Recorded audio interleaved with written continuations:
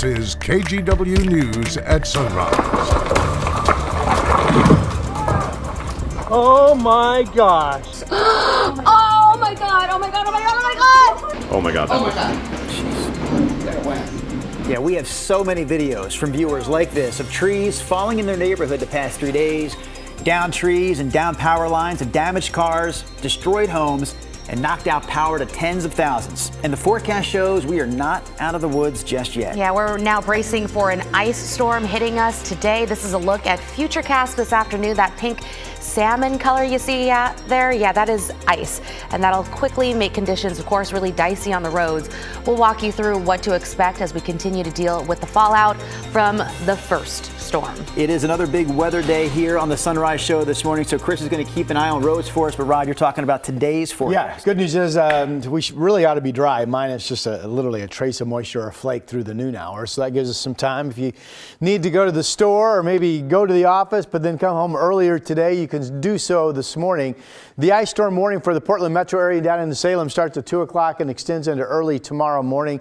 Still looking at significant freezing rain ice accumulations of about 1/4 of an inch on average to 3/10. And then areas that are in the ice the longest, East Multnomah County getting out in the gorge, will see higher ice accumulations. But here we are with our dry start through the noon hour today. Temperatures are really cold. Now think about it. This is the first. We just got finished with the first mainly clear night into early morning that we've had since the Arctic air moved in. So temperatures have responded by dropping off. It's 11 in Battleground, 14 in Hillsboro, Forest Grove 15. That's actually up 2 from where you were. It's 14 out in Happy Valley. Gresham's at 16. There's 17 in Kaiser and Salem. So very cold. We still have east winds that have been blowing 30 to 40 miles per hour out of the gorge in East Multnomah County and parts of Clark County. 28 degrees, cloudy at noon. Once the freezing rain picks up, the ice storm warning, starts at 2, and the moisture could be right about that exact time coming in. That's icing quickly very bad on our roadways, 27 degrees with straight freezing rain coming down at 5 p.m. Here's Chris. To your point about the temperatures, obviously whatever was on the road Saturday, Sunday, Monday is still there on this Tuesday morning. This is a live look in the Burlingame area. Burlingame, Fred Meyer's off to the right here. So this is Bertha Boulevard at Barber Boulevard. And you can see plenty of snow and ice out there, right? We'll switch gears. Again, freeways are in a lot of cases down to bare pavement, but there still are some icy patches out there. And speaking of icy patches, this is a live look from photojournalist Eric Patterson hanging out in the Linton area. Check out the icicles off of Highway 30 with the water coming out of the rock side or the hillside there. The road itself looks like it's got some patchy ice on it, but still a winter wonderland out there. Guys, the freeways are in good shape. We had a couple of reports of some fender benders in Clark County, the latest I-5 just north of the Salmon Creek area, but the road is of course open right now. Thanks for that update, Chris. Today, there is no school for students in many districts across Oregon and Washington due to the winter weather. Among the school districts closed, you can see them on your screen: Portland Public, Beaverton, Salem Kaiser, and Tigard Tualatin, as well as Vancouver Public Schools. For a full list of school closures, you can go to our KGW website. Also, they will be scrolling along the bottom of your screen. There it goes.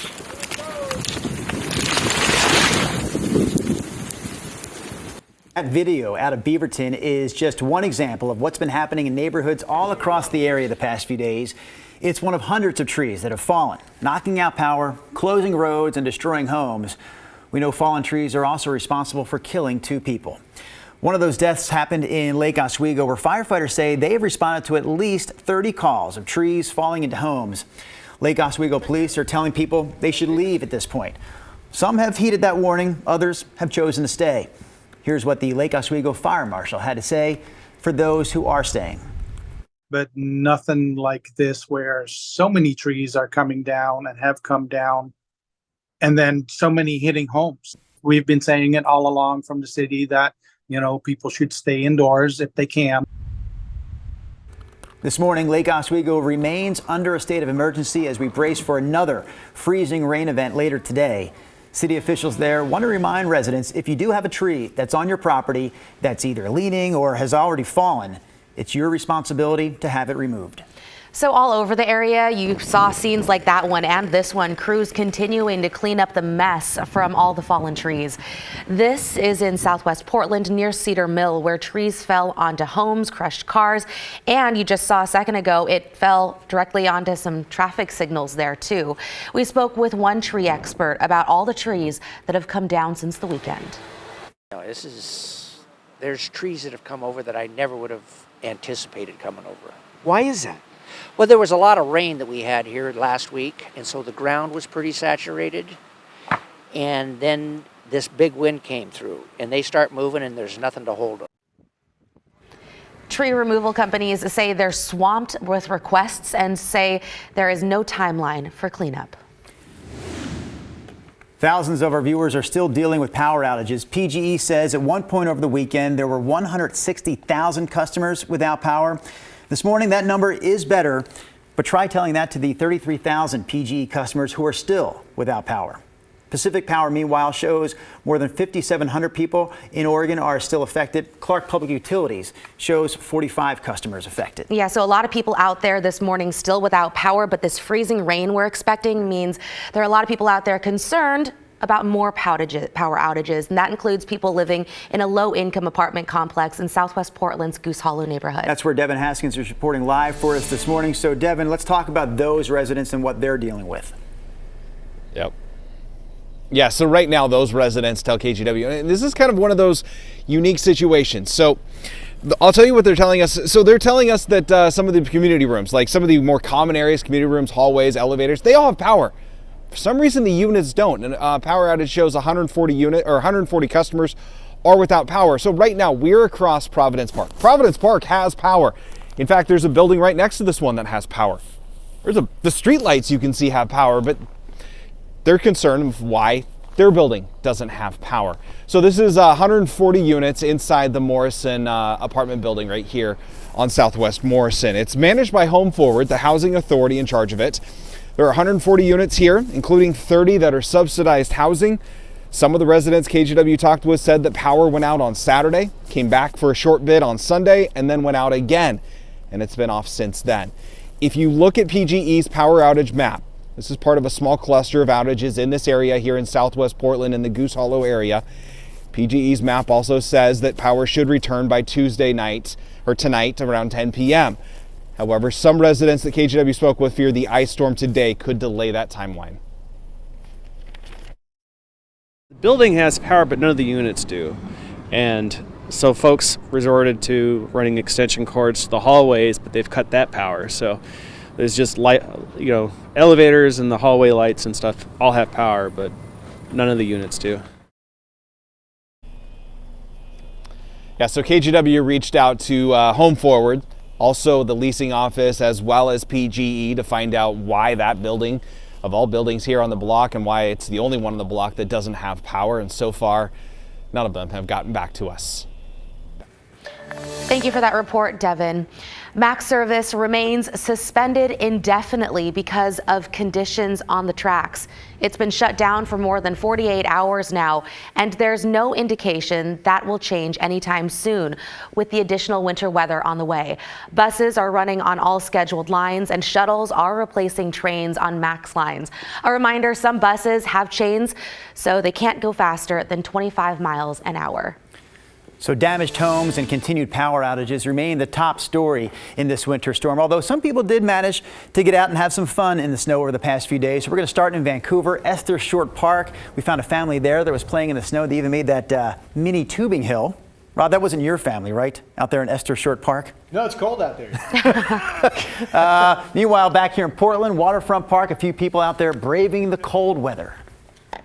This is the most snow I've seen in my life, because it usually never sticks down in Atlanta. I thought it was great. I wish there was more. It's fun to ride in the sleds and go down hills, and very easy to drive on. Rod was laughing there because he said, man, that guy's never seen this much snow before. Like, what? But then he said Atlanta. Yeah, the key words there were in Atlanta. All right, so let's bring Rod back into the mix here this morning. We're talking about everything that's happened so far, but you're looking at what's going to happen today. So the good news is it does seem like we really should stay dry through the noon hour. So we got some dry time to get out and about. Here's a look at the ice storm warning. Everything in purple. It extends up into Cowlitz County and extends in the gorge for ice into the Hood River Valley, upper Hood River Valley, and then east of there, it's all snow. There will be, I believe, a mixture of some icing with snow up into the Cascades today as well. Notice the coast not colored in. That's because you folks will just see rain today along the immediate beach areas. It's a cold morning. Again, right now we are dry. There's one in Dalles. Well, how about one in Ben and one in Burns? We'll feature the ones this morning on Sunrise. All right, here we go with our FeatureCast movie. This is 1 o'clock in the afternoon.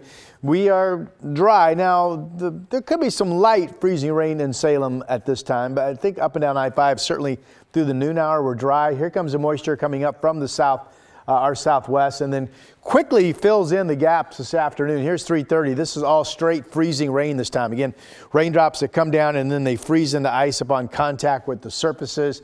And, you know, that gets roadways icy just like that. So you will not want to mess with this. I don't care what kind of vehicle you have. I have a great car. My Subaru goes through anything, but driving on ice is just not fun. So if you can be home at some point after noon, just think about getting yourself home once you pass the noon hour. And then it's freezing rain continuing overnight. Now here we are at 6 p.m. This does show there's a little break in the moisture. And then I want to stop here around midnight. This is now south winds and warming temps in Salem. You folks around midnight get out of the ice and you start to warm up, but still freezing rain into morning in the Portland area. This is carving out the east winds at 8 o'clock tomorrow morning, flowing out of the gorge and producing this area of gorge flow outflow where it's still freezing rain and still temperatures below freezing, while everybody else is now starting to warm up in the Willamette Valley. Even at 8:30 in the morning, it still shows some ice in Portland. And then when does the ice completely leave if you live east of I-205 and the immediate outflow of the gorge into Gresham, into Troutdale, and into the West Gorge itself? That's going to be a while. That often continues longer than what the modeling is showing. But eventually tomorrow, for everybody else, it just turns into a really rainy afternoon. And then the rest of the week is back to normal, just like that, with a rainy forecast. How much ice? It shows 3/10 of an inch in Carson, over a 1/4 of an inch of ice in Portland, which is substantial. In an ice storm, a 1/4 of an inch of ice or more is absolutely enough to bring power outages, absolutely enough to bring down tree limbs and that sort of thing. This is interesting real quick. The Salem forecast in Corvallis, McMinnville shows Salem 28 degrees, freezing rain this afternoon into the evening. But then a midnight forward, you're out of it, remember? And this shows you wake up tomorrow morning to a temperature of 42 in Salem with just rain. It's those late evening south winds that will pick up 15 to 30 miles per hour for you folks. During the day, your winds will be pretty light. Portland 30, 28, still freezing rain in the morning. Then eventually all of the Portland metro area is expected to warm tomorrow up to 43 degrees. And then, as I mentioned, it's just rain after that. And that is your forecast, Christine.